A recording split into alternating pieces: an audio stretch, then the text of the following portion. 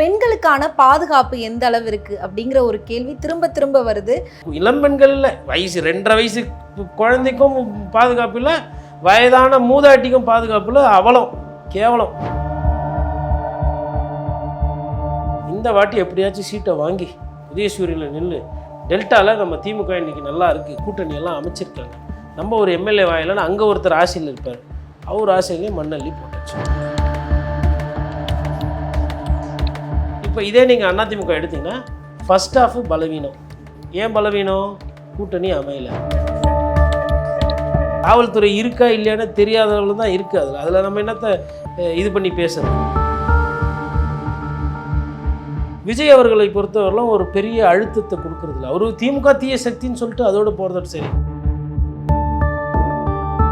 இப்போது திமுக எதிர்கட்சியாக இருந்ததுன்னா இதை ரோட்டில் உட்காந்து கையும் காலையும் உதச்சி அழுது ஒப்பாரி வச்சு அதை ஒரு பெரிய பேசுபொருளாக்கி பொழுதுக்கும் அதே தான் விவாதம், அதை வைத்து பத்திரிகையாளர் சந்திப்பு அப்படி இப்படின்னு போட்டு பட்டையை கிளப்புவாங்க.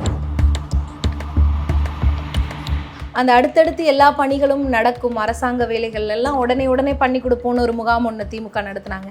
இது கூட விளம்பரமாகத்தான் பேசப்பட்டது. இதை எப்படி பார்க்குறீங்க? விளம்பரப்படுத்தும் போது என்ன சொல்கிறாங்க? அருமையான வண்டி, நம்ம ஊர் வண்டி, எல்லாம் பண்ணலாம் அப்படின்னு சொல்லுவாங்க. எங்ககிட்ட வாங்க, நாங்கள் பார்த்துக்குறோன்னு வாங்க. நம்ம வண்டியை திரும்பி போய் விட்டா அவங்கள பார்த்துக்கிறாங்க, நம்மளை எவ்வளோ லோன்னு அலைய வைக்கிறாங்க. சிறந்த எதிர்கட்சி விருது நீங்கள் விழா கொடுக்கணும் அப்படின்னா அதுக்கு திமுகவுக்கு தான் கொடுக்கணும். சிறப்பு இல்லாத எதிர்கட்சின்னா அது அதிமுகவுக்கு தான் கொடுக்கணும்.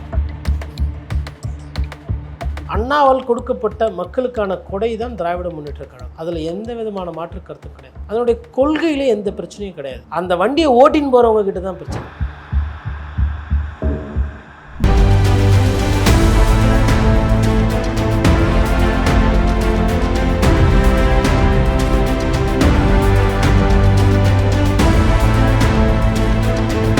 உங்களோட பெஸ்ட் ப்ராப்பர்ட்டியை சூஸ் பண்ண உடனே எங்களை காண்டாக்ட் பண்ணுங்க. சுப்பிரமணிய சாமி ரியல் இந்தியா பிரைவேட் லிமிடெட் 10 வருஷத்துக்கு மேலான எக்ஸ்பீரியன்ஸோட இடம் வாங்குறது, விற்கிறது, lease, rent and joint ventures போன்ற எல்லா வகையான ரியல் எஸ்டேட் தேவைகளுக்கும் நாங்க இருக்கோம். உங்க நம்பிக்கை தான் எங்களோட அஸ்திவாரமே. நாங்க உங்க ரியல் எஸ்டேட் பயணத்துல உறுதுணையா இருப்போம். மந்த்லி பில் இன்க்ரீஸ் ஆகிட்டு இருக்கா? அதுக்கு ஆல்டர்னேட்டிவ் தேடிட்டு இருக்கீங்களா? அப்ப நீங்க வர வேண்டிய இடம் நம்ம கந்தன் சோலார்ஸ். அதிநவீன தொழில்நுட்பத்தோட வெல் ட்ரெயின்ட் இன்ஜினியர்ஸ்களால 100க்கும் அதிகமான ப்ராஜெக்ட்ஸ் சக்சஸ்ஃபுல்லா பண்ணி கொடுத்து அதற்கான மானியத்தையும் நம்ம கந்தன் சோலார் வாங்கி கொடுத்துட்டு இருக்காங்க. நெல்லை பாய்ஸ் நேயர்களுக்கு வணக்கம். 2026 சட்டமன்ற தேர்தல் நடக்க போவது என்ன, வெல்ல போவது யார்? இந்த நிகழ்ச்சியில பல விருந்தினர்களை பார்த்துட்டு இருக்கோம். அந்த வகையில அரசியல் விமர்சகர், பத்திரிகையாளர் கோடீஸ்வரன் நம்மிடையே இணைந்திருக்கார். பல்வேறு விஷயங்கள் இன்னைக்கு பேச போறோம், வாங்க பேசலாம். வணக்கம் சார். வணக்கம், நேயர்களுக்கு அன்பு வணக்கம். முதல் விஷயம், திமுகவுடைய இந்த விளம்பர யுக்தி, இதை எப்படி பாக்குறீங்க? பண்ற திட்டங்களை தான் விளம்பரப்படுத்துறாங்களா? ஏன் இவ்வளவு விளம்பரம்? இதுக்கு முன்னாடி மற்ற கட்சிகள் இந்த அளவு விளம்பரம் பண்ணியிருக்கா? தேர்தல் நேரத்தில், தேர்தல் நெருக்கத்தில் அந்த ஒரு 40 நாள் 45 நாள் பார்த்திங்கன்னா விளம்பரத்துறை, பத்திரிகை துறை மூலிமா ஒரு தொடர் விளம்பரம் என்பது அதிகமாக இருக்கும். அது எல்லா ஆட்சி காலத்துலேயும் இருந்திருக்கு. அம்மையார் ஜெயலலிதா காலத்தில் நாங்கள் அது மாதிரி பத்திரிகை விளம்பரங்களை பார்த்துருக்கோம். கலைஞர் அவர்கள் காலத்தில் பார்த்துருக்கோம். இப்போ திமுக ஆட்சி காலத்தில் அது கொஞ்சம் அதிகமாக இருக்குன்ற மாதிரி புரிஞ்சுக்கலாம். ஒன்று. இரண்டாவது, விளம்பரம் கொடுக்கறதுனால ஒண்டி வாக்குகளை பெறறதுன்றது கிடையாது. விளம்பரம் என்பது ஒரு பேசுபொருள். பொதுவாக ஒரு திட்டத்தை விளம்பரப்படுத்தும் போது திட்டத்தின் மூலியமாக பயனாளிகள் பார்த்திங்கன்னா கம்மியாக இருப்பாங்க. பட் அந்த திட்டத்தின் மூலியமாக பயன் கிடைக்காதவங்க பார்த்திங்கன்னா அதிகமாக இருப்பாங்க. அப்போ இந்த விளம்பரம் என்ன பண்ணோன்னா, ஒரு 15 பக்கம், ஒரு 16 பக்கம் இருக்குது ஒரு பத்திரிகையில், 24 பக்கம் இருக்குது. நீங்கள் ஒரு 2 பக்கம் விளம்பரம் தரீங்கன்னா அன்றைக்கி அது ஒரு காட்சி பொருள், பேசு பொருளாக மாறும். மாறாக அரசாங்கமும் விளம்பரம் மூலிமா ஊடகங்களை கொஞ்சம் அவங்களோட பக்கத்துக்கு இழுக்கக்கூடிய அந்த சாத்தியக்கூறுகளும் இருக்குது. பட் அதை தாண்டி இதில் புதுசாக எதுவும் இல்லை. இப்போது இந்த கேள்வி நான் நினைக்கிறேன், நீங்கள் எதிர்க்கட்சி தலைவர் எடப்பாடி பழனிசாமி இது விளம்பர மாடல் ஆட்சி அப்படின்னு சொல்கிறாரு. அதை மையமாக வைத்து நீங்கள் இந்த கேள்வி கேட்குறீங்க, நான் புரிஞ்சுக்கிறேன். அந்த குற்றச்சாட்டு என்பது எல்லா ஆட்சி காலத்துலையும் இருக்குது. இந்த அரசின் மீதும் அந்த விமர்சனம் என்பது இருக்குது. திட்டங்களை தானே விளம்பரமாக கொடுக்க முடியும். தூய்மை பணியாளர்கள் போராட்டத்தை விளம்பரமாக கொடுக்க முடியாது இல்லையா? ஒப்பந்த பணியாளர்கள் பிரச்சனையோ இல்லை சட்டம் ஒழுங்கு பிரச்சனையோ கொடுக்க முடியாது. ஆனால் அவர்களுக்கு எது சாதகமாக இருக்கிறதோ அதை விளம்பரமாக கொடுப்பார்கள். அது மத்திய அரசும் கொடுக்குது, மாநில அரசும் கொடுக்குது. இன்னொன்று, விளம்பரம் என்பது பத்திரிகையும் நடக்கிறதுக்கு அது தேவை தானே. இப்போ அப்படி எடுத்துக்கிட்டா திமுக நடத்தக்கூடிய அந்த முகாம்கள், மருத்துவ முகாமா இருக்கட்டும், அந்த அடுத்தடுத்து எல்லா பணிகளும் நடக்கும் அரசாங்க வேலைகள் எல்லாம் உடனே உடனே பண்ணி கொடுப்போம்னு ஒரு முகாம் ஒன்று திமுக நடத்துனாங்க. இது கூட விளம்பரமாகத்தான் பேசப்பட்டது. இதை எப்படி பார்க்குறீங்க? அதாவதுங்க, ஆட்சி வந்து எந்த ஆட்சியாக இருந்தாலும் நாளுக்கு நாள் கெட்ட பேர் வரும். Any government will become unpopular day by day. அப்படி இருக்கும்பொழுது விளம்பரம் என்பது ஒரு யுக்தி. அது வந்து ஒரு விஷயம், ஒரு பேசுபொருள். நாங்கள் இவ்வளோ பண்ணியிருக்கோம், இவ்வளோ மக்களுக்கு வந்து இப்போ மருத்துவம் எடுத்திங்கன்னா இவ்வளோ மக்களை நாங்கள் தேடி போயிருக்கோம், இவ்வளோ பேருக்கு வந்து நாங்கள் மருத்துவ சிகிச்சை கொடுத்துருக்கோம், இவ்வளோ பேரோட டேட்டா பேஸ் இருக்குன்றது ஒரு மருத்துவம். அது வந்து ஒரு விளம்பரம். ஒரு திட்டம் நடக்குது, அதை வந்து அவங்க விளம்பரப்படுத்தி அதிகம் காட்டுறாங்க. அப்போது நடுவில் கொஞ்சம் பக்கத்தை காணும் மாதிரி எது வராது அப்படின்னு பார்த்தா, அந்த நேரத்தில் நீங்கள் இதே ஒரு பெரிய ஜிஹெச்சுக்கு போய் பார்த்தீங்கன்னா அந்த நேரத்துக்கு எக்ஸ்ரே தட்டுப்பாடு இருக்கும். பாம்பு கடிச்சு ஒருத்தர் மருத்துவமனைக்கு எடுத்துகிட்டு போய் பார்த்தா அந்த நேரத்தில் அந்த பாம்பு கடி மருந்து அங்கே இல்லாமல் இருக்கும். இல்லை இப்போ நாய்கடி வைத்தியம் பார்க்க போனால் இந்த ஆஸ்பத்திரியில் மருந்து இல்லை, பக்கத்து ஆஸ்பத்திரிக்கு போகணும். இதுவும் யதார்த்தம். பட் என்னென்னா, இந்த யதார்த்தத்தை இந்த விளம்பரத்தை வைத்து ஒரு பேசுபொருள் மாற்றுவதற்கு உண்டான ஒரு யுக்தி தான். இப்போது விளம்பரன்றது வந்து நீங்கள் ஆட்சியை ஒண்டி வச்சு பார்க்காதீங்க. இப்போ காரு பைக்கெல்லாம் விற்கிறாங்க, விளம்பரப்படுத்தும் போது என்ன சொல்கிறாங்க? அருமையான வண்டி, நம்ம ஊர் வண்டி, எல்லாம் பண்ணலாம் அப்படின்னு சொல்லுவாங்க. எங்ககிட்ட வாங்க, நாங்கள் பார்த்துக்குறோன்னு வாங்க. நம்ம வண்டியை திரும்பி போய் விட்டா அவங்களா பார்த்துக்கிறாங்க. நம்மளை எவ்வளோ லோன்னு அலைய வைக்கிறாங்க. ஸ்பேர் இல்லை, அது இல்லை, இது இல்லை, ஜிஎஸ்டி இவ்வளோ, 7 நாள் ஆகும், 4 நாள் ஆகும், அப்புறமா வாங்க, ஃபோன் பண்ணால் எடுக்க மாட்டாங்க. சர்வீஸ் அட்வைசர் ஒன்று சொல்லுவார். விளம்பரன்றது வேறு, நடைமுறை என்பது வேறு. பட் விளம்பரம் அப்படின்றது எல்லா துறையிலும் எல்லா தொழிலும் எல்லாருமே பண்ணுறாங்க, அது அரசாங்கமும் பண்ணுறாங்க. இப்போ அடுத்தடுத்து திமுக கூட்டணியில் இருக்கக்கூடிய கட்சிகள், இத்தனை கட்சிகள் இப்போ திமுகவுக்கு வந்திருக்கு. அதுவும் பெரிய பெரிய கட்சிகள் இல்லை, காங்கிரஸை தாண்டி எல்லாமே சின்ன சின்ன கட்சிகள். அப்படிங்கிறது திமுகவுக்கு ஒரு தலைவலியாக அமையுமா, இல்லை இது வெற்றிக்கான வழிதானா திமுகவை பொறுத்தவரை? முதல் பாதி சந்தோஷமாக இருக்கும். அதாவது எந்த மாதிரி அப்படின்னா, அந்த பேசுபொருள், பிரச்சார யுக்தி, தேர்தலுக்கு முன்னாடி, தேர்தல் தேதிக்கு முன் அப்படின்ற மாதிரி அது சந்தோஷத்தை கொடுக்கும். ஆனால் தேர்தல் தேதிக்கு பின் அது வந்து மன வலியை கொடுக்கும். அப்போ ஒரு பாதி சந்தோஷம், மறுபாதி பிரச்சனை, ஏழ்ரை ஏடாகுடம். என்ன சந்தோஷம் அப்படின்னா, இன்றைக்கி பேசும்பொழுது என்ன சொல்லுவாங்கன்னா, மு.க. ஸ்டாலின் அவர்கள், திராவிட கட்சியினுடைய தலைவர் அவர்கள் ஒரு வலிமையான கூட்டணியை அமைத்துள்ளார். அப்போ கூட்டணி அப்படின்னு பார்க்கும்போது இந்த அணி வந்து பலமாக இருக்கிறது. 5 வருடம் ஆயும் கூட கூட்டணி கட்சிகள் யாரும் இதை விட்டு வெளியில் போகல.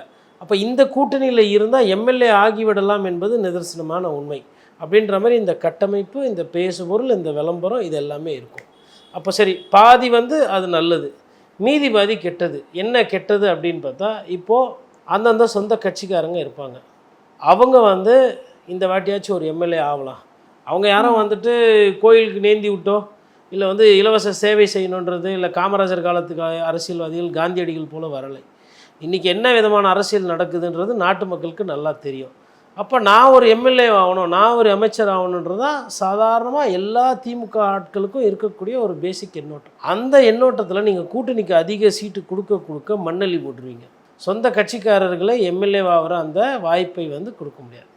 ஆனால் ஆட்சி வந்தால் தான் முதலமைச்சராக ஸ்டாலின் அவர்கள் உட்கார முடியும். ஆனால் எம்எல்ஏக்களோ இல்லை அந்த கட்சி ஆசை இருக்கிறவர்கள் ஒரு சில தியாகங்களை செய்யணும். இது மொதல் பிரச்சனை. இரண்டாவது பிரச்சனை, இப்போ அந்த தொகுதியில் வந்து நான் நிற்பேன், எனக்கு இந்த வாட்டி எனக்கு தான் சீட்டு அப்படின்னு ஒருத்தர் ஆசையோடு இருந்திருப்பார். இது மாதிரி நிறைய தொகுதியில் இருந்திருப்பாங்க. இப்போ உதாரணத்துக்கு எடுத்திங்கன்னா போடியில் ஒரு மாதத்துக்கு முன்னாடி திமுகவோட இருக்கவங்களோட மனநிலை என்னவாக இருக்குன்னா, ஓபிஎஸ் இன்றைக்கி தனியாக இருக்கார், ஓபிஎஸ்க்கு ரெட்டை இலை கிடையாது, எடப்பாடி பழனிசாமி ஓபிஎஸ்க்கு ரெட்டை இலை கொடுக்க முடியாது, ரெட்டலை இல்லாமல் ஓபிஎஸ் நின்னார்னா அந்த இடத்துல ஓபிஎஸ் தோப்பார், நான் திமுகவில் உதயசூரியன் நிற்கும்போது நான் ஜெயிச்சு எம்எல்ஏ ஆகிடுவேன்னு ஒருத்தர் மனசில் சந்தோஷத்தில் இருந்திருப்பார். அவரோட சந்தோஷத்தில் என்ன பண்ணீங்க, பால்டாயில், மண்ணெண்ணெய், கிருஷ்ணாயில் எல்லாத்தையும் திரும்பி போட்டு கொளுத்தி விட்டு முடிஞ்சு போச்சு. இப்போ என்ன நடக்க போகுது, அதிமுகவில் ரெட்டலை நின்னாலும் ஓபிஎஸ், உதயசூரியனில் வந்து நின்னாலும் ஓபிஎஸ். அன்றைக்கும் ஓபிஎஸ் குடும்பம் தான் போடியில் அரசியல் பண்ணுது, தேனியில் பண்ணிச்சு, இன்றைக்கும் ஓபிஎஸோட குடும்பம் தான் பண்ண போகுது. இதே வைத்தியலிங்கத்துக்கும் அப்ளை ஆகும். அங்கே என்ன, ரெட்டலை இல்லாத வைத்தியலிங்கம் தோக்கிறதுக்கு வாய்ப்பு இருக்குது. அப்போ நான் தான் வந்து ஒரத்தநாடோட ஒரு திமுகவோட ஒரு அமைப்பாளர், இல்லை திமுகவில் இளைஞர் அணியில் இருக்கிறேன், இல்லை வர்த்தக அணியில் எதுலேயோ ஒன்றத்தில் இருக்கேன். நானும் வந்து ஒரு 20 வருஷமாக சீட்டு கேட்குறேன், எனக்கு கொடுக்கல. இந்த வாட்டி எப்படியாச்சும் சீட்டை வாங்கி உதயசூரியனில் நின்று டெல்டாவில் நம்ம திமுக இன்றைக்கி நல்லா இருக்குது, கூட்டணியெல்லாம் அமைச்சிருக்காங்க, நம்ம ஒரு எம்எல்ஏ வாயிலான்னு அங்கே ஒருத்தர் ஆசையில் இருப்பார், அவர் ஆசையிலேயே மண்ணள்ளி போட்டாச்சு. இன்னொன்று, ஓபிஎஸ் இல்லைன்னா காங்கிரஸ் கூட அங்கே நிற்கலாம், இல்லை ஃபார்வர்டு பிளாக்கில் நம்ம திமுக கிட்ட சீட்டு கேட்கலாம், நம்ம வந்து இல்லை ஃபார்வர்டு பிளாக்லேருந்து பிரிஞ்சு போய் திமுக கிட்ட போய் அந்த சீட்டை கேட்டு நம்ம ட்ரை பண்ணலாம் அப்படின்னு இருப்பாங்க. அதேமாதிரி இங்கே காங்கிரஸ் கூட அந்த சீட்டை கேட்டிருக்கலாம் ஒரத்தநாடில். ஏன்னா தமிழ் மாநில காங்கிரஸ் பாபநாசம் ஒரத்தநாடு அங்கே ஒரு நேரத்தில் நிற்பாங்க. ஒருவேளை அவங்க வாங்கினாங்கன்னா அந்த சீட்டை நம்ம கேட்டு பெறலாம் அப்படின்னு இருப்பாங்க. இப்போ அந்த உள்ளூர் ஆசைகள் இருக்கு இல்லைங்களா, அது எல்லாமே மூடு விழா. இது பிரச்சனை. ரெண்டாவது, கட்சி தலைவராக இருப்பாங்க இல்லையா. இப்போ நான் ஒரு மாவட்ட செயலர், நான் வந்து எதுக்கு கூட்டணி கட்சிக்கு அவ்வளோ மெனக்கடணும்? தலைவர் சொல்கிறாரு ரைட்டு, செலவு பண்ண சொல்கிறாரு ரைட்டு, ஆனால் இவங்க உழைக்கவே மாட்டேன்றாங்களே. எப்போ பார்த்தாலும் திராவிட முன்னேற்ற கழகத்தினுடைய முதுகில் சுமந்துக்கிட்டு முதுகு சவாரி பண்ணிக்கிட்டு இவங்க எம்எல்ஏ ஜெயிக்கணும், அதுக்கு நாங்கள் உழைக்கணும். இது ஒரு பிரச்சனை. இப்போ இந்த பிரச்சனை அதிமுகவுக்கு இது இல்லையான்னு கேட்பீங்க. அதிமுகவுக்கும் இருக்குது. அதிமுகவுக்கு இது கம்மி, திமுகவுக்கு இது அதிகம். ஏன் அதிமுகவுக்கு கம்மி? அதிமுகவில் கூட்டணி கட்சி கம்மி, திமுகவில் கூட்டணி கட்சி ஜாஸ்தி. ஃபஸ்ட்டு ஹாஃப் திமுகவுக்கு பலம், ஏன்னா நிறைய கூட்டணி இருக்குது, பிரம்மாண்ட அமைப்பு. செகண்ட் ஹாஃபு பின்னடைவு. அது ஏன்னா ரொம்ப ஒரு தொட்டிக்குள்ளே அதிக மீன் இருந்தால் பிரச்சனை, ஒன்றோட ஒன்று அடித்து கிடிச்சு கடிச்சு கிடிச்சு அந்த மாதிரி சிக்கல் வரும். அது பயோட்டிக் ப்ரெஷர் என்று ஆங்கிலம் சொல்லுவோம். அது மாதிரி இது வந்து நிறைய கூட்டணி நீங்கள் சேர்த்திங்கனாலும் அது வந்து சம்டைம்ஸ் அது டெக்னிக்கலாக ஒர்க் அவுட் ஆகாதுன்றது நிறைய பொலிட்டிக்கல் சயின்ஸ் படித்தவர்கள் பேசக்கூடிய ஒரு ஸ்ட்ராட்டஜி. இப்போ இதே நீங்கள் அதிமுக எடுத்திங்கன்னா ஃபஸ்ட் ஹாஃபு பலவீனம். ஏன் பலவீனம்? கூட்டணி அமையல, அந்த கட்சியை நம்பி யாரும் பெருசாக வரல. நெருக்கத்தில் டிடிவி தினகரன் வந்தார், அது ஒரு ப்ளஸ்ஸு. அதுக்கப்புறம் பிளவுபட்ட பாட்டாளி மக்கள் கட்சி இது. பட் அவங்களுக்கு செகண்ட் ஹாஃபில் என்ன மைனஸு? பாஜக ஒன்றும் பெரிய என்ன சொல்கிறது, ஒரு பெரிய பவர்ஃபுல் ஃபோர்ஸ் கிடையாது தமிழ்நாட்டில். அப்போ அதிமுக ஒண்டியே மையமாக வச்சு, ரெட்டலையை ஒண்டியே மையமாக வச்சு அந்த கட்சி போகுது. அப்போ ஃபஸ்ட் ஹாஃபில் பேசுபொருள் அந்த உங்களுக்கு அந்த ஒரு ஸ்பெக்டக்கலாக காட்டுறது பர்செப்ஷனில் அது ஒரு பின்னடைவு. செகண்ட் ஹாஃபில் கூட்டணி கட்சிகளுக்கு சீட்டு நிறைய கொடுக்க வேணாம். நிறைய கட்சியில் சொந்த கட்சிக்காரங்க, கோபி செட்டிப்பாளையத்தில் செங்கோட்டையும் போயிட்டார். யப்பா, இன்றைக்கி தான் 40-50 வருஷமாக இவரே உட்காந்துருந்தார். நான் ஒரு ஒன்றிய செயலர், என்ன மாதிரி அவர் ஒரு ஒன்றிய செயலர், நான் நம்பியூர் ஒன்றிய செயலர், அவர் வந்து பாளையம் ஒன்றிய செயலர், இவர் வந்து கோபி ஒன்றிய செயலர். இப்போ எங்கள் 3 ஒன்றிய செயலர் யாருக்கோ ஒருத்தர் வாய்ப்பு எடப்பாடி பழனிசாமி கொடுத்தா நாங்களும் மக்கள் போட்டால் நாங்களும் எம்எல்ஏ, அந்த ஆசை. இப்போ ஒரத்தநாட்டில் ஒருத்தர் இருப்பார், அமமுக கூட்டணி கேட்குது, நல்ல வேலை வைத்திலிங்கம் போயிட்டார். வைத்திலிங்கம் இருந்திருந்தால் இந்த சீட்டு அவருக்கு தான். அப்போ அம்மா மக்கள் முன்னேற்ற கழகத்துக்கு சீட்டு கேட்டிருந்தால் கொடுத்துருக்க மாட்டாங்க. எங்களுக்கும் இங்கே ஓட்டு இருக்குது, அப்போ எங்களுக்கு இந்த சீட்டை கொடுத்தா நாங்கள் எல்லாம் சேர்ந்து ஒன்றா வேலை செஞ்சால் புதுசாக ஒருத்தருக்கு வாய்ப்பு. அப்போ அதிமுகவில் புதுசாக வாய்ப்புகள் உருவாகும். திமுகவில் கூட்டணிக்கு போயிடும்போது இப்போ நீங்கள் சென்னை எடுத்துக்கோங்க. சென்னையில் 8 பேர் முக்கியமான சீட்டு.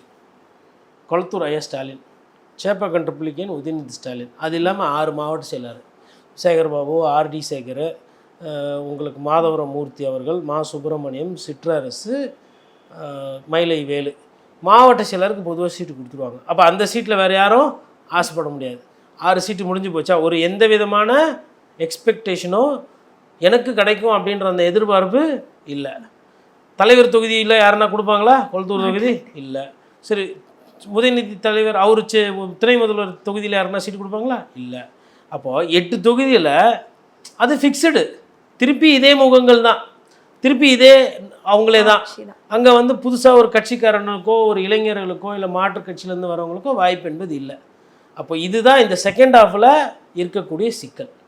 அப்போது இது வந்து ஹெவி வெயிட்டு அவங்க நிற்கிறாங்க அப்படியும் பார்க்கலாம். இல்லை, இவங்க இருக்கிற வரலாம் அந்த தொகுதியில் வேறு யாருக்கும் வாய்ப்பு இருக்காது. இப்போ கொளத்தூரில் ஒருத்தர் கட்சிக்காரர் இருக்கார் அப்படின்னா அவர் இன்னும் கொஞ்சம் நாளைக்கு பகை செயலாளரே தான் இருக்கணும். ஒரு சேர்மன் இருக்கார் அப்படின்னா அவர் சேர்மனாகவே தான் இருக்கணும். 5 வருஷம் ஒன்றிய சேர்மன்னா 5 வருஷம் 5 வாட்டி ஒன்றிய சேர்மன் தான். ஏன்னா உங்கள் மாவட்டத்தில் உங்கள் தொகுதியில் மந்திரி இருக்கார், அவரு ஏஞ்சி போக மாட்டார். அதிமுகவில் மந்திரியா எந்திரின்னுவாங்க, திமுகவில் மந்திரினா நீங்களே இருந்துருங்க நிரந்தரமாக அப்படின்ற மாதிரி ஒரு பாங்கு இருக்குது. இதுதான் அந்த நீங்கள் கேட்ட அந்த கேள்விக்கு யாருக்கு பாதகம் யாருக்கு சாதகம். Okay sir. ஸோ இப்போ அடுத்த திமுக கட்சியை பொறுத்த வரைக்கும் ஆட்சியில் இருக்கிறது அவங்க தான். பெண்களுக்கான பாதுகாப்பு எந்த அளவு இருக்குது அப்படிங்கிற ஒரு கேள்வி திரும்ப திரும்ப வருது. சமீபத்தில் கடைசி 2 வாரங்களில் பார்த்தீங்க அப்படின்னா 60 வயது மூதாட்டியிலேருந்து 2.5 வயசு குழந்தை வரைக்கும் செக்ஷுவல் அசால்ட் கேஸில் பதிவு பண்ணப்பட்டிருக்கு. அண்ட் இதில் ஹைலைட்டான விஷயம் என்னென்னா திமுக நிர்வாகிகளே இதில் குற்றவாளி அப்படிங்கிறது தான். பெண்களுக்கான பாதுகாப்பு எந்த அளவுக்கு திமுக ஆட்சியில இருக்கு? திட்டங்கள் ஏகப்பட்டது சொல்றாங்க, அதே அளவு பாதுகாப்பு கொடுக்குதா திமுக? இல்லைங்க, திட்டங்கள் என்பது வேற, பாதுகாப்பு என்பது வேற. எதுக்கு முக்கியத்துவம் கொடுக்கிறோம் அப்படிங்கிறது அதுதான் அங்கே வரேன். திட்டம் என்பது மக்களோட வாழ்வாதாரத்தை மக்கள் சந்தோஷமாக இருக்கிறதுக்கு பண்ணுறது. பாதுகாப்பு என்பது அடிப்படை, அது ஒரு பேசிக். திட்டங்கள் நீங்கள் செய்யுங்க, செய்யாமல் போங்க, அது பிரச்சனை கிடையாது. இப்போ 1000 ரூபா பெண்களுக்கு கொடுக்கறது கொடுக்காததுன்றது அது அரசாங்கத்தோட ஒரு பார்வை, இல்லை ஒரு ஒரு திட்டம். அதே பெண்களுக்கு நீங்கள் பாதுகாப்போடு இருந்தால் தான் அந்த 1000 ரூபா வாங்கி கூட அவங்க பயன்பெற முடியும். அப்போது ஒரு குடிக்க நீர், தங்க இடம், ஒரு பாதுகாப்புன்றது ஒரு முக்கியமானது, இன்றியமையாதது. அதில் காம்ப்ரமைஸ் பண்ணக்கூடாது. பட் இங்கே என்ன ஒரு ஒரு வசதியான ஒரு விஷயம் ஆகிருக்குன்னா, இந்த பெண் பாலியல் சீண்டல் இல்லை பெண்களுக்கு பாதுகாப்பு இல்லை அப்படின்றது வந்து கடந்த காலத்துலேயுமே இது பேசு பொருள் ஆச்சு. உதாரணத்துக்கு பொள்ளாச்சி பாலியல் சீண்டல் நம்ம பார்த்தோம். அதிமுக ஆட்சி காலத்தில் அது அதிகமாக பேசப்பட்டது, அது விளம்பரமாச்சு, அதை வைத்து பிரச்சாரம் எல்லாம் பண்ணப்பட்டது. அப்போது திமுக வந்து எதிர்கட்சியாக இருந்தது, அப்போ அதிமுக ஆளுங்கட்சி. அதே பிரச்சனை இன்றைக்கும் இருக்குது. இன்னும் சுருக்கமாக சொல்ல போனோன்னா அதிகமாகவே வருது. டெய்லி அங்கங்கே ஒன்று போதை கலாச்சாரத்தில் நிறைய விஷயங்கள் இந்த மாதிரி நடக்குது அப்படின்றது வருது. பட் என்ன அதிர்ஷ்டவசமாக திமுகவுக்கு இதனால் ஒரு ஒரு நல்ல லாபம்னா, யாரும் அதை பற்றி பேசுகிறது கிடையாது. அதிமுகவே அதை வைத்து ஒரு ஆர்ப்பாட்டம், பெரிய அளவில் ஒரு புரட்சி பிரச்சனை அப்படின்றதில்ல. விஜய் அவர்களை பொறுத்தவரையிலும் ஒரு பெரிய அழுத்தத்தை கொடுக்கறதில்ல. அவர் திமுக தீய சக்தின்னு சொல்லிட்டு அதோடு போகிறதோடு சரி. இப்போது திமுக எதிர்கட்சியாக இருந்ததுன்னா இதை வந்து ரோட்டில் உட்காந்து கையும் காலையும் உதச்சி அழுது ஒப்பாரி வச்சு அதை ஒரு பெரிய பேசு பொருளாக்கி பொழுதுக்கும் அதே தான் விவாதம், அதை வைத்து பத்திரிகையாளர் சந்திப்பு அப்படி இப்படின்னு போட்டு பட்டையை கிளப்புவாங்க. பட் எதிர்கட்சிகள் என்ன பண்ணுறாங்கன்னா அந்த அளவுக்கு அந்த மொமெண்டம் கிடையாது. சிறந்த எதிர்கட்சி விருது நீங்கள் விழா கொடுக்கணும் அப்படின்னா அதுக்கு திமுகவுக்கு தான் கொடுக்கணும். சிறப்பு இல்லாத எதிர்கட்சின்னா அது அதிமுகவுக்கு தான் கொடுக்கணும். அப்போ அதிமுகவுக்கு வந்து பிரச்சனை இருக்குது, மக்கள் கஷ்டப்படுறாங்க. மாணவ சமுதாயமோ இல்லை இளம் பெண்கள் வந்து பாதிப்பு, இளம் பெண்கள் இல்லை, வயசு 2.5 வயசு குழந்தைக்கும் பாதுகாப்பு இல்லை, வயதான மூதாட்டிக்கும் பாதுகாப்பு இல்லை. அவலம் கேவலம். காவல்துறை இருக்கா இல்லையானே தெரியாத அளவில் தான் இருக்குது. அதில் நம்ம என்னத்தை இது பண்ணி பேசுகிறதுக்கு ரொம்ப மட்டமாக இருக்குது ஆட்சி, சட்டம் ஒழுங்கு. ஆனால் அதை எதிர்கட்சிகள் பேசாதனாலையும் ஊடகங்கள் அதை பெருசாக பேசாத. இப்போ நேற்று கூட அன்புமணி ராமதாஸ் புள்ளி விவரங்களோடு பேசுகிறார். பிரதமர் மோடியை வச்சுட்டு சொல்கிறாரு, பர் கேபிட்டா கொலை வந்து அதிகமாக இங்கே தான் நடக்குது. ஜனத்தொகை டு ஜனத்தொகை பார்க்கும்போது உத்தரப்பிரதேசம் அதை விட அதிகமான கொலை இதெல்லாம் நடக்குது. பாலியல் சீண்டல் பிரச்சனை இங்கே இருக்குது. சிறு குழந்தைகளுக்கு கூட பாதுகாப்பு இல்லை. நான் வந்து பெண்களை பெற்ற ஒரு தகப்பனாக என்னால் இதை ஜீர்ணிக்க முடியல, இது இவ்வளோ பெரிய பிரச்சனை இங்கே இருக்குதுன்னு சொல்லி பதிவு பண்ணுறாரு. யாரும் அந்த பேச்சு பொருளை எடுத்து ஊடகங்களில் பேசுகிறதோ இல்லை அதை பெருசாக யாரும் பண்ணலை. பிரதமர் மோடி வந்து எடப்பாடி பழனிசாமி பேரை சொல்லலை, முதல்வர் வேட்பாளர். பாசிச பாஜக உள்ளே வந்துடும், அதுக்கப்புறம் இது திராவிட சனாதன சக்திகளோட சூழ்ச்சி, கொள்கை ரீதியாக நாங்கள் வந்து அதை எதிர்க்கிறோம், இப்படியே பேசினதையே பேசி அவங்களும் நல்லா காலத்தை தாழ்த்து பண்ணுறாங்க. சரி, இவங்களாச்சும் வேறு யாருன்னா அதை பற்றி பேசுவாங்களா கொள்ளுவாங்கன்னு பார்த்தா அதை பற்றி பேசுவாங்க, அறிக்கை விடுறாங்க, பேசுகிறாங்க.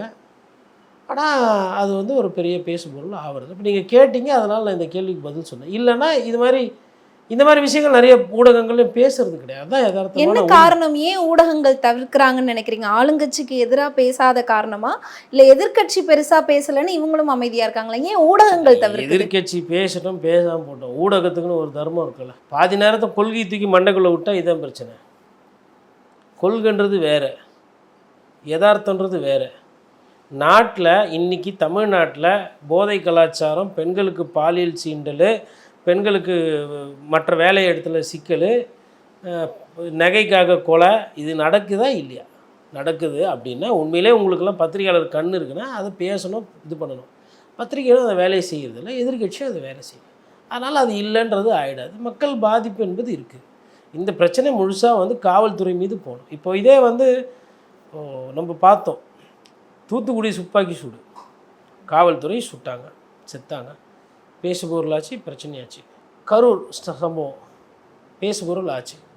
விஜய் காரணமாக இவங்க காரணமாக விஜய் வந்து நான் அப்பாவி அது இதுன்னு அவர் வந்து மடைமாற்றம் பண்ணுறாரு. அதே மாதிரி கள்ளச்சாராய் சாவு 2 வாட்டி நடந்தது. ஆனால் அது பேசு பொருள் ஆகலை. பொள்ளாச்சி பாலியல் சீண்டலோ இல்லை ஃபெனிக்ஸ் ஜெரால்டோட அந்த காவல்துறை லாக்அப் டெத்தோ திமுக ஆட்சியில் 27 லாக்அப் டெத் ஆயிருக்கு. அதில் அதிகமாக பட்டியலின மக்கள். என்ன காரணம்னா, போன முறை எதிர்க்கட்சியில் இருந்தபோது திருமாவளவன் போன்றவர்கள், வைகோ போன்றவர்கள், கம்யூனிஸ்ட் பொங்கி எழுதார்கள். இந்த வாட்டி பொங்குறதுக்கு ஆள் இல்லை. அவங்களே அதே ஆமாம். இப்போ கட்சியில நீங்கள் உதாரணம் தமிழ் மாநில காங்கிரஸ் எடுத்துக்கோங்க. அவர் என்ன பேசுவார்? பாரத பிரதமர் மோடி அவர்கள் பணத்தை அதிகமாக ஒதுக்கீடு செய்துவிட்டு தமிழகத்தை முன்மாதிரியான ஒரு மாநிலமாக ஆக்கி வளர்ச்சி பாதையில் கொண்டு செல்வார் என்பது. ஆகவே இந்த துரோக திமுகவை மக்கள் அப்போ இப்படி பேசிட்டு 5 நிமிஷம் பேசிட்டு கிளம்பிடார். இவர் ஒரு கட்சி கூட்டணியில் இருக்கார். யார்? தமிழ் மாநில காங்கிரஸ். எதனா ஒரு போராட்டம், எதனா ஒரு ஆர்ப்பாட்டம் எதனா பண்ணி நீங்கள் பார்த்தீங்களா பத்திரிகையாளரை? இவர் யார் கூட்டம் இருக்கிறாரு? பாஜக அதிமுக கூட்டணி இருக்கார். இவரும் இப்போ சீட்டு கேட்பார். இந்த மாதிரி கட்சிகளும் அதிமுக கூட்டணியில் இருக்குது. ஸோ அதிமுகவில் இருக்க கூட்டணி கட்சிகளும் இப்போ பிஜேபி இருக்குது. அவங்க என்ன பண்ணுறாங்க? அவங்க உண்மையாக தீர்க்கமாக எதிர்கட்சி அரசியல் பண்ணுறாங்களா? பண்ணலை. உதாரணத்துக்கு ஹேமந்த் சோரன், அரவிந்த் கெஜ்ரிவால்லாம் லைட்டாக தும்முனாவே கப்புன்னு தூக்கின்னு போயிடுறீங்க. ஆனால் இங்கே கே நேரு போன்றவர்கள், பொன்முடி போன்றவர்கள், துரைமுருகன் போன்றவர்கள் ஓபிஎஸை எந்த அளவுக்கு லென்த்து கொடுக்குறீங்க அந்த கயிறுக்குன்னா, அந்த கட்சியில் இருந்தப்போ ஜாலியாக ஊழல் பண்ணி ஹாப்பியாக இருந்தார். இன்னொரு கட்சி போகிறாரு, அந்த கட்சி பாட்சி வந்தாலும் ஹாப்பியாக ஊழல் பண்ணி ஜாலியாக இருப்பார். கோர்ட்டு சொல்லும், ஆனால் அதை நாங்கள் கேட்க மாட்டோம். அதுதான் பாஜக. அப்போ இந்த லட்சணத்தில் அரசியல் கட்சிகள், எதிர்கட்சிகள் அரசியல் பண்ணால் அப்போ ஏன் திமுக விளம்பரம் பண்ணாது? இல்லை திமுக ஏன் ஜெயிக்கும்னு நம்பாது? நிறைய பேர் அவர்கள் வேலையை சரியாக செய்கிறதில்ல. அப்புறமா அங்கே போயிட்டு ஹிந்தின்றது, ஹிந்தியில் பிரச்சாரம் பண்ணுறது, அதுக்கப்புறமா நீட் எக்ஸாம் எடுத்துன்னு வந்து திணிக்கிறது, பணம் கேட்டால் கொடுக்குறதில்ல. அப்போ என்ன ஆகிடுதுன்னா, அவங்களுக்கு இதையே பேசி பேசி ஆர்என் ரவின்னு ஒருத்தர் இருந்தார். அவருனால 10 பைசா பிரயோஜனம் இருந்ததா தமிழ்நாட்டுக்கு? உங்கள் வேலை என்ன? வந்தீங்களா, படிக்க சொன்னாங்களா, ஃபஸ்ட்டு போயிருக்கணும். நீங்கள் ஒரு அரசியல் பண்ணீங்க. ரவி அவர்கள் பண்ணுவது சரியா சரியில்லையா, சமூக நீதிக்கு இது ஏற்புடையதா, மாநில சுயாட்சிக்கு இது எதிரானதில்லை, இப்படியே பண்ணிட்டு அங்கே பார்த்தா 2.5 டன்னு கஞ்சா, கொக்கைனு கோடி கணக்கில், ஹெராயினு கடத்தினவங்கலாம் அப்படியே மறந்தாச்சு. இதுதான் நடந்துச்சு. கொள்கையை பேசுகிறோம், கொள்கையாக எதிர்க்கிறோன்னு சொல்லிட்டு எது எடுத்தாலும், ஏன்னா பிஜேபி ஒரு சாஃப்ட் டார்கெட்டு டிஎம்கேக்கு. ஸோ பிஜேபி ஒண்டியே பேசி பேசி பேசி அவர்களுக்கு இருந்த பிரச்சனைகள் அதெல்லாம் பேசு பொருளை வராமல் வெற்றிகரமாக ஒரு 4.25 வருஷம் எடுத்துகிட்டு போயிட்டாங்க. அறிஞர் அண்ணா அவர்கள் சொன்ன ஒரு விஷயம், எளியோர்கள் யாராக இருந்தாலும் அவங்க கட்சியில் பார்க்கப்படுவாங்க. உடனே அவங்க அந்த தம்பிகளுக்கான எளியோர்களுக்கான இடம்தான் இந்த கட்சி. எளியோர்களாக இருக்கக்கூடிய இளைஞர்கள் உடனே தலைவராகலாம். அந்த மாதிரியான ஒரு கட்சி தான் திமுக அப்படின்னு அது சொல்லியிருந்தாரு. இப்போ இருக்கக்கூடிய காலகட்டத்தில் இந்த ஒரு விஷயம் எந்த அளவுக்கு திமுகவுக்கு பொருந்தும்? எளியோர்களாக இருக்கக்கூடியவர்கள் திமுகவில் பெரிய பதவிக்கு வர முடியுமா? வர முடியும்னு அவங்க சொல்லுவாங்க. ஆனால் வர முடியாதுன்னு தேர்தல் நேரத்தில் சீட்டு கொடுக்கும்போது தெரிய வரும். உதாரணத்துக்கு திமுகவில் தலித் மாவட்ட செயலர்கள் கிடையாது. அதே மாதிரி திமுகவில் இளைய, இப்போ சென்னையிலே எடுத்திங்கன்னா புதுமுகங்களுக்கு எம்எல்ஏ சீட் என்பது ரொம்ப அரிது.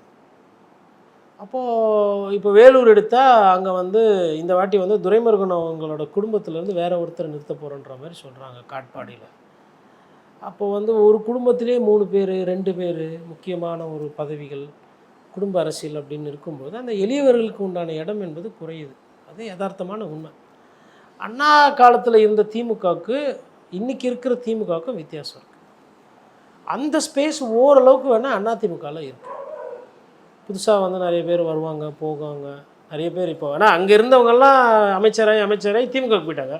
அப்போ அந்த இடத்துல புது அமைச்சர்கள் இங்கே உருவாக்கிட்டு இருக்காங்க இல்லையா? அதுதான். மற்றபடி இந்த இளைஞர்களுக்கு, புதுசாக இருக்கவங்களுக்கு வாய்ப்புகள் பொதுவான பார்வை பார்த்திங்கன்னா எந்த கட்சியிலுமே இல்லை. செல்வந்தர்கள், கோடிக்கணக்கில் செலவு பண்ணக்கூடியவர்கள், அவர்களுக்கு தான் இன்றைக்கி அரசியல் இருக்குது.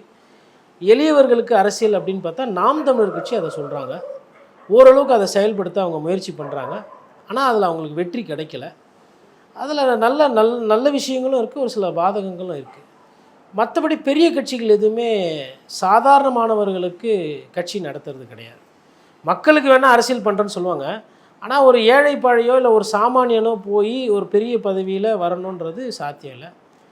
அதே நேரத்தில் அதிமுக ஒண்டி பார்த்திங்கன்னா எடப்பாடி பழனிசாமியை ஒரு எடுத்துக்காட்டு. ஏன்னா கிளை செயலாளராக இருந்து தான் வந்திருக்காப்புல. இப்போ உதயநிதி ஒரு பொசிஷன்லேருந்து வராரு. இப்போது நேரு அவர்கள் வீட்டிலேருந்து அருண் நேரு வராருன்னா அவர் அமைச்சரோட மகன். கௌதம் சிகாமணி இவரோட மகன். இவர் நம்ம துரைமுருகனோட மகன் இருக்கிறாரு. டிஆர் பாலுவோட மகன் டிஆர்பி ராஜா. கலைஞரோட மகள் கனிமொழி. அந்த மாதிரி அந்த வரிசையில் பார்க்கும்போது அங்கே அது அதிகமாக இருக்குது. இங்கே அதிமுகவில் அது ரொம்ப குறைவாக இருக்குது. ஓகே சார், இறுதியாக ஒரு கேள்வி, இதை நீங்கள் சொன்னதுக்கு பிறகு தோணுது, இளைஞர்கள் சார்பாக நான் இதை கேட்குறேன்.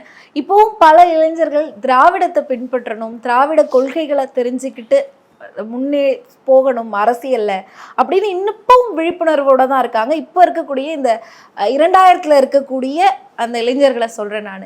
இப்படி இருக்கிறவங்க திமுகவை எப்படி நம்ப முடியும்? ஏன்னா ஒரு பக்கம் ஊழல் கட்சி, இன்னொரு பக்கம் வாரிசு அரசியல் அப்படிங்கிறது எந்த அளவுக்கு பேசுகிறோமோ அந்த அளவுக்கு அது உண்மையாகவும் இருக்கும் பட்சத்தில் திராவிடத்தை பின்பற்றணும் அப்படின்னு நினைக்கக்கூடிய இன்றைய கால இளைஞர்களின் நிலைமை என்ன? இளைஞர்கள் அரசியல் படுத்தணும். இளைஞர்களுக்கு அரசியல்னால் என்னன்னு தெரியணும். நிறைய கொள்கைகள் சித்தாந்தங்கள் இருக்குது. கம்யூனிசம் இருக்குது, தேசியம் இருக்குது, தமிழ் தேசியம் இருக்குது, திராவிடம் இருக்குது. அப்போ இதில் எது நமக்கு தேவை அப்படின்றது எடுக்கலாம். இப்போது திமுகவில் ஒரு சிலர் தப்பு பண்ணுறதுனால அண்ணாவால் கொடுக்கப்பட்ட மக்களுக்கான கொடை தான் திராவிட முன்னேற்ற கழகம். அதில் எந்த விதமான மாற்று கருத்தும் கிடையாது. அதனுடைய கொள்கையிலே எந்த பிரச்சனையும் கிடையாது. அந்த வண்டியை ஓட்டின்னு போகிறவங்க கிட்ட தான் பிரச்சனை. அப்போ இது ஒரு நல்ல வண்டி, அந்த வண்டியை நீங்கள் நல்ல காலத்துக்கும் எடுத்துகிட்டு போகலாம். அந்த வண்டியை நீங்கள் பசங்களுக்கு படிக்கிறதுக்கு ஸ்கூலுக்கும் கொண்டு போய் விடலாம். அந்த வண்டியை எடுத்துகிட்டு நீங்கள் வைன் ஷாப்புக்கோ மணல் குவாரிக்கோ கொள்ளை அடிக்கிறதுக்கும் எடுத்துகிட்டு போகலாம். அப்போ திராவிடம் என்பது ஒரு வண்டி. வண்டியை நீங்கள் எதுக்கு பயன்படுத்துகிறீங்கன்றது முக்கியம். அண்ணா அது ஒரு சாமானியனுக்கு ஒரு ஒரு ஒரு மேலே தூக்கி விடுறதுக்கு ஒரு பாதுகாப்பு கேடயமாக கொடுத்த கொடை அது. அதே நேரத்தில் அதிமுகவை பொறுத்தவரையிலும் இங்கே கலைஞர் கருணாநிதி அவர்களால் ஒரு சில பிரச்சனை வருது, ஒரு சில சிக்கல் வருது. அப்போது இதுக்கு ஒரு மாற்று வேணும், அண்ணாவோட சிந்தனையும் வேணும், அண்ணாவோட பார்வை கொள்கைகளும் இருக்கணும், இன்னும் ஒரு ஆப்ஷன் இருந்தால் நல்லா இருக்குன்னு சொல்லிட்டு தான் அதிமுக வருது. அப்போ திராவிடன் பார்க்கும்போது திமுகவுக்கு எந்த அளவுக்கு உரிமை இருக்கோ அதில் கிட்டத்தட்ட முக்கால்வாசி அதிமுகவுக்கு அந்த உரிமை இருக்குது திராவிடத்தை அரசியல் பேசும்போது. அப்போது திமுகவில் இருக்கிற தலைவர்கள் ஊழல் பண்ணுறாங்க, அதிமுகவில் ஒரு சிலர் ஊழல் பண்ணாங்க அப்படின்றதுனால மொத்தமாக இந்த திமுகன்ற கட்சியையும் அதிமுக கட்சியை பழிவாங்கிறது சரி கிடையாது. தலைவர்கள் வருவாங்க போவாங்க, ஆனால் கட்சின்றது அப்படி இல்லை, அது பொதுமக்களோட சொத்து. எதற்காக இந்த கட்சி கொடுத்தாங்க? இப்போ அதிமுகனா அவங்களும் மத அரசியலுக்கு ஏற்றுக்க மாட்டாங்க, திமுகனா மத அரசியல் அவங்க ஒத்துக்க மாட்டாங்க. அப்போ இந்த மாதிரி கட்சிகள் இருக்கிறதுனால தான் மதவாத சக்திகள் இங்கே வரக்கூடாதுன்றது அந்த ஒரு புரிதல் இருக்குது. ஏன் ஹிந்தி படித்தா என்ன அப்படின்னா, நான் ஹிந்தி படிக்க மாட்டேன்னு சொல்ல, ஆனால் தமிழை படிச்சுட்டு படிக்கிறேன் அப்படின்ற அந்த புரிதல் இருக்குது. ஆங்கிலம் படித்து என்னென்னா அதெல்லாம் இல்லை, ஆங்கிலம் படித்ததுனால தான் நாங்கள் நல்லா இருக்கிறோன்றது புரிதல். இப்போ இந்த மாதிரி விஷயங்கள் எல்லாம் திமுகவையும் அதிமுகவும் இருக்கிற அந்த காரணத்தினால தான் அது வந்திருக்கு. ஆனால் இளைஞர்கள் கட்சியை பார்க்கணும் இந்த மாதிரி விஷயங்களில். நீங்கள் டெம்பரரியாக வர ஆட்சியாளர்களையோ ஏன்னா அவங்களே பிடிச்சிக்கிட்டு இருக்க போகிறதில்ல, இல்லை அவர்கள் மனிதர்கள் தானே. எடப்பாடி பழனிசாமி பொதுச் செயலாளர் ஆவார்னு யாருன்னா நினச்சாங்களா? அதிமுக இருக்காரு. இபிஎஸ் கூட பிரச்சனை இருக்குன்றதுனால அதிமுகவை பழி வாங்குறது என்ன நியாயம்? இல்லை திமுக தலைவர் ஸ்டாலின் குடும்ப அரசியல் பண்ணுறதுனால திமுகவில் எங்கேயோ ஒரு எம்எல்ஏ சீட்டு கேட்டு ஒரு நல்லவர் நிற்பார், ஊழலே பண்ணக்கூடாதுன்னு கூட நினச்சி ஒருத்தர் திடீர்னு நிற்கலாம், அவரை பழி வாங்குறது என்ன நியாயம்? இல்லை பாரத பிரதமர் மோடி மணிப்பூருக்கு போவே இல்லை, அதனால் ஒரு கோயிலில் ஒரு குருக்குள் நிற்கிறாரு, நான் சேவை செய்கிறேன், எனக்கு பார்த்து கவுன்சில் சீட்டு ஓடுபடும், அவரை தோக்கடிக்கிறதுல என்ன நியாயம்? அப்போது அந்த கட்சியினுடைய லோக்கல் வேட்பாளரையும் பார்க்கணும், அந்த கட்சியையும் பார்க்கணும். இந்த கட்சியில் இருக்கிற முக்கிய தலைவர்களை ஒண்டி பார்க்காம மொத்தத்தில் கூராய்ந்து அதில் எது சிறப்பு அப்படின்னு பார்த்து அது கரெக்டாக எடுத்து அது அரசியல்படுத்தும். அதான் அப்படி தான் பார்க்கணும். அந்த சேவல் எடுத்து அந்த சேவல் கூட பேசிகிட்டே போகும்போது என்னடா ஏன்டா அடி வாங்கினேன்னா அதுக்கு புரியும். ஒரு 3 அறிவு 5 அறிவு இருக்கிற ஜீவனுக்கு கூட அந்த உணர்வு இருக்குது. பின்னங்கால பெடல் எடுத்து ஓடிட்டு 3 நாள் கழிச்சு வீடியோ போட்டுட்டு பழைய தூக்கி திமுக மேலே போடுறது எந்த விதத்தில் நியாயம்? இரண்டாவது கட்சியா பாஜக மாறுமா? ஏடிஎம்கேவை தள்ளி அதிமுக விவகாரங்களில் பார்த்தீங்கன்னா அது அந்த அளவுக்கு சரியா கையாளல. இது ஒரு நிதர்சனமான பிரச்சனை. பொதுவாக அதை கீழேருந்து வரவங்க நம்ம எப்பவுமே அவங்கள பெருசாக கண்டுக்க மாட்டோம் அப்படின்ற மாதிரி. நமக்கு அந்த விளம்பரமாக யாருன்னா பரபரப்பாக வராங்க, பாட்டு சாங்லாம் போட்டு முக்கியத்துவம். விஜய் நல்லா அழகாக இருக்காரு. லா ஆஃப் நேச்சுரல் செலெக்ஷனில் survival instinct. Edappadi Palaniswami is a survivor. Not only a survivor, when situation comes, he has risen to the occasion.